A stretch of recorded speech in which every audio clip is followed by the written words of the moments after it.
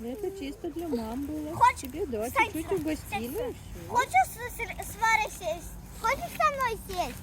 Ай, сюда, подвинься. Нет, я хочу слая.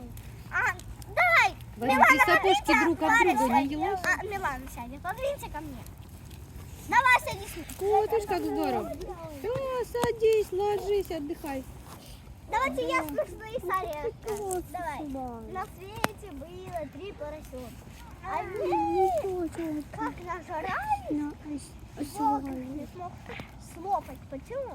Потому что они Харят лес. нажрали. И они были слишком толстые. И тебе я еще 3 таких.